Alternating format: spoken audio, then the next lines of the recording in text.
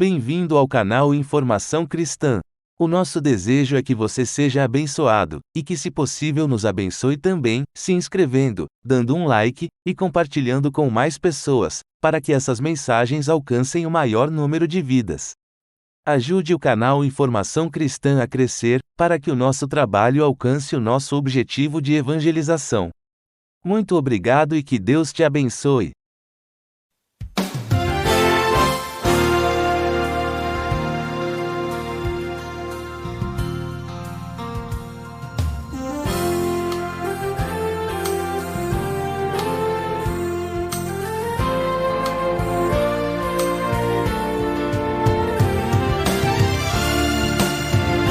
Você sabia que os pais são os sacerdotes do lar?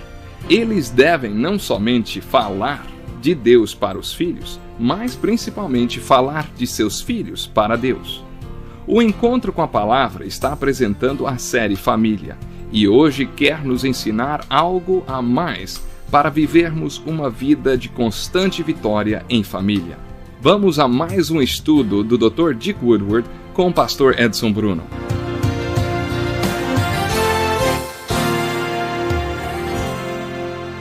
Muito bem-vindo a mais um programa Encontro com a Palavra. Que alegria estarmos juntos mais uma vez. Hoje estaremos caminhando um pouco mais nos princípios bíblicos para um casamento equilibrado. Quando as pessoas respondem nossos questionários, a maioria volta com perguntas referentes ao divórcio. O que especificamente as pessoas querem saber sobre o divórcio? Às vezes, quando as pessoas aceitaram Jesus, já tinham se casado 3 vezes antes de aceitar a Jesus. Então, quando se convertem, depois de 3 casamentos, têm filhos espalhados por todo o país. O que fazer? Eu gostaria de dedicar um estudo só para esse assunto. Casar e recasar. Essa é uma pergunta que merece atenção. O texto bíblico que lemos no estudo anterior não é o único texto do Novo Testamento a tratar do divórcio. Jesus sempre passou a lei de Deus pelo crivo do amor de Deus antes de aplicar essa lei na vida das pessoas. Eu vou repetir. Jesus sempre passou a lei de Deus pelo crivo do amor de Deus antes de aplicar a lei de Deus na vida das pessoas. A diferença entre Jesus e as autoridades religiosas é que os religiosos perdiam de vista o fato de que toda a lei de Deus veio do coração dele, cheio de amor pelo homem. O objetivo de toda a lei de Deus é expressar o seu amor pelo homem. Deus quer que vivamos da melhor maneira possível. Foi por isso que Ele nos deu Sua palavra. Sua intenção nunca, com todas essas regras, não foi ver a nossa infelicidade. Deus quer que sejamos felizes. Há um propósito para cada uma das leis de Deus nas Escrituras, que é o bem-estar do homem, porque Deus o ama. Agora, os fariseus, a autoridade religiosa daquela época, tinham perdido esta visão e simplesmente impunham a lei sobre as pessoas. Mas Jesus nunca desviou o ponto de vista correto. Ele sempre perguntou: por que Deus fez esta lei? De que maneira aquela lei expressava o amor de Deus pelo homem e o interesse dele pelo seu bem-estar? Por exemplo, o propósito da lei do casamento e da família é que tenhamos um lar cristão. Não é bom que o homem esteja só. Aqui a palavra homem é usada genericamente. Não é bom para o ser humano estar só. Deus afirma que tem prazer em colocar uma pessoa somente em família. Ele não quer que estejamos sós. Eu quero que você preste muita atenção nisso. Deus quer que estejamos em família.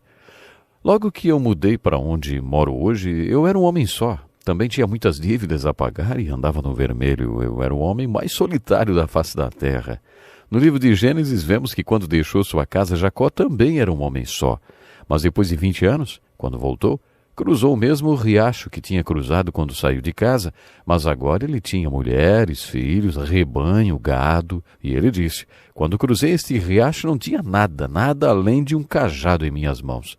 Agora Deus fez de mim um homem com uma grande família. Agora Deus fez de mim, sim, uma grande família. É realmente algo impressionante quando temos a família. Assim diz o nosso professor Dick. Faz pouco tempo nós tivemos em casa uma reunião de família com nossos 5 filhos e seus esposos e esposas e filhos. Hoje somos em 15 pessoas. Eu tenho que falar uma coisa. Desde que pus os olhos em minha mulher, nunca mais fiquei sozinho. Assim que cheguei na cidade, fui para uma igreja que tinha um coral no qual a minha esposa cantava. A minha irmã regia o coral. Jenny tinha um cabelo ruivo, alaranjado, que brilhava quando a luz batia nele. Ela parecia um anjo. Uma voz falou dentro de mim: antes de deixar esta cidade, você vai se casar. Há muito tempo que eu andava de uma cidade para outra. Mas uma noite, eu vi uma moça e pedi a um amigo que nos apresentasse. Foi então que conheci a minha esposa. E para que ela não achasse que eu era muito apressadinho, esperei até o segundo encontro para pedir-lhe em casamento. Desde que a conheci, nunca mais me senti só. É isso que Deus quer. E não só para mim. Ele quer isso para todo mundo. Portanto, eu não acho que Cristo aprove a atitude de pegar uma lei criada para dar um lar feliz para as pessoas e usá-la para impedir que tenham este lar. Eu gostaria de compartilhar isso com vocês daqui a alguns estudos, quando nós gastarmos um programa inteiro sobre este assunto. Portanto, de acordo com Jesus e Moisés, o casamento é um laço providencial. É necessário que este laço seja permanente. Mas ele também é exclusivo. O laço de casamento entre um homem e uma mulher é exclusivo em dois sentidos. Por essa razão, o homem deixará pai e mãe. O casamento exclui os pais. Isto não quer dizer que não possamos ter um bom relacionamento com eles. Isso simplesmente quer dizer que você não mora mais na casa de seus pais. E se você é uma mulher, seu pai não é mais o seu cabeça. Ele não é mais sua cobertura, o marido é. Quando você se casa, é bem diferente. Alguém já disse, não sei em que se baseou que a principal causa do divórcio é a família. Eu sei que as famílias podem se intrometer e atrapalhar. Mas não se as pessoas entenderem essa exclusividade. Por isso, um homem deixa seu pai e mãe e aí se une à sua mulher. Ele exclui o relacionamento que tinha antes com os pais. Nesse sentido, é exclusivo. Promete que amará, protegerá na alegria e na tristeza, na saúde e na doença, até que a morte os separe. Jesus disse que o casamento é como um contrato entre um homem e uma mulher. E está baseado na exclusividade. Quando essa exclusividade é violada, o contrato de casamento pode ser considerado nulo. Não quer dizer que o será obrigatoriamente, mas pode ser. Deus não planejou este relacionamento para que um dos parceiros viva com alguém que não viverá o relacionamento com exclusividade. Não é isso que Deus quer. Você não precisa fazer isso. Se a outra pessoa não vai viver esse relacionamento com exclusividade, então você já pode considerar o contrato nulo. De acordo com Jesus, este é um laço de exclusividade. Nunca vou me esquecer de uma sexta-feira, quando recebi a visita de um homem. Era outono. Ele trabalhava em um hotel perto da igreja, onde eu pastoreava. Ele conheceu uma moça no verão e dizia que a amava muito.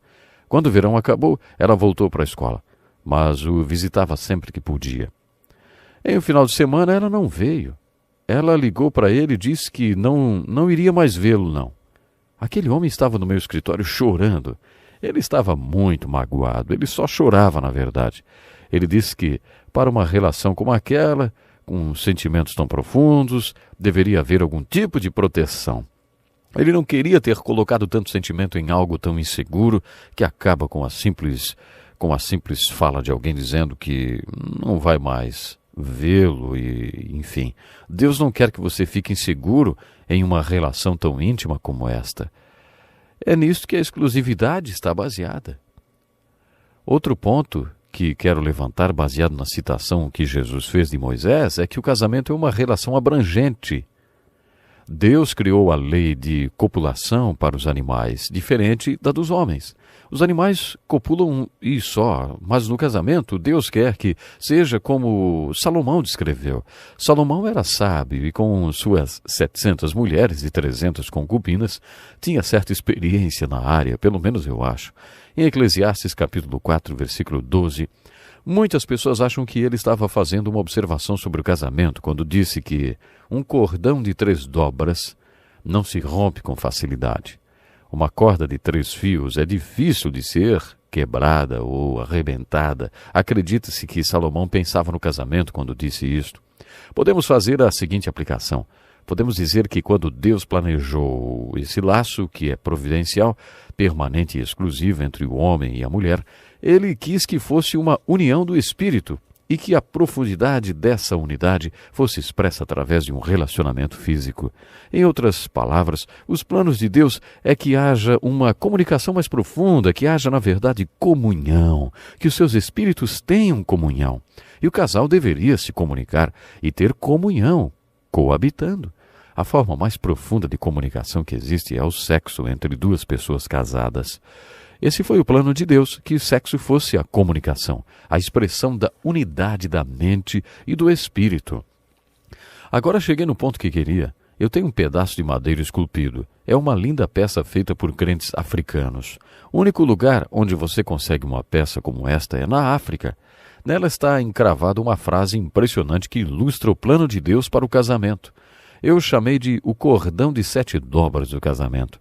A figura é de um homem e uma mulher ligados de forma inseparável, como se fosse um. A palavra que está acima deles é unidade. Mas em que sentido eles são um? Será que é só por causa do relacionamento sexual? Não, claro que não. Há muito mais nesse laço que chamamos casamento. Estou apenas aplicando o que Salomão e Jesus disseram. Para mim, o casamento é um cordão de 7 dobras. Voltando à escultura da madeira, todos os laços são duplos, como se fosse uma rua de 2 mãos. Os laços entram e saem do homem e da mulher. O primeiro laço está em suas cabeças. Em cada uma há um laço. Considero este o laço espiritual, que é o fundamento da unidade. Podemos dar a seguinte interpretação ao cordão de 3 dobras. O fio do centro é Jesus Cristo. O marido é um fio e a esposa outro, os 3 formando esse cordão de 3 dobras com Cristo Jesus.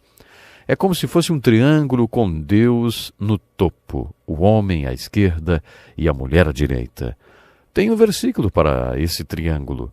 Não se recusem um ao outro, exceto por mútuo consentimento e durante certo tempo, para se dedicarem à oração. Depois, unam-se de novo, para que Satanás não os tente, por não terem domínio próprio. Este é um conselho de Paulo quando escreve sobre o casamento. Vamos estudar 1 Coríntios 7, porque esse capítulo é considerado o capítulo do casamento da Bíblia. Na primeira parte do capítulo encontramos conselhos sobre relacionamento sexual para um casal cristão. Ele afirma que o casal pode se separar sexualmente por algum tempo. Ele começa dizendo, não se recusem um ao outro. Isso quer dizer, nunca rejeite uma relação sexual com o outro, o que significa que as dores de cabeça não estão na Bíblia. Sabe como é aquele tipo de coisa? Estou com dor de cabeça hoje. Hoje estou tão cansado ou cansada. Isso não está na Bíblia, não. A única justificativa aceitável na Bíblia para dizer não é um acordo mútuo de separação por um tempo para que o casal dedique-se à oração e ao jejum. Quer dizer que o laço espiritual não é apenas o casal que ora junto e fica junto. É maravilhoso orar junto, mas o texto não está dizendo que o casal que ora junto permanece junto. Ele está dizendo que o relacionamento mais íntimo entre o casal não é o relacionamento entre os parceiros. O relacionamento mais íntimo é o seu relacionamento com Deus. E isto é sempre individual e pessoal. Você não faz isso com outra pessoa. Ninguém aparecerá no dia do julgamento ao lado do marido da esposa. Você se apresentará sozinho. O seu relacionamento com Deus é sempre individual. O que o texto está dizendo é que se você realmente quer ter um casamento forte, então ande individualmente com Deus. Se o homem tem uma fé forte e está em comunhão com Cristo, se anda em espírito com Deus, a sua mulher também, então, quando eles se unem, tem algo em comum que os une muito. E esse é o laço espiritual. Nós vamos ficando por aqui hoje. Até o nosso próximo programa. Que lição importantíssima. Obrigado, Pastor Edson Bruno. Prezado ouvinte, coloque em prática o que você ouviu aqui. Sem dúvida, sua vida será grandemente abençoada.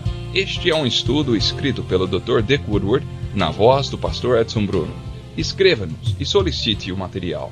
Nosso endereço é Encontro com a Palavra, Caixa Postal 2011, CEP 89201-970, Joinville, Santa Catarina. Até o nosso próximo Encontro com a Palavra.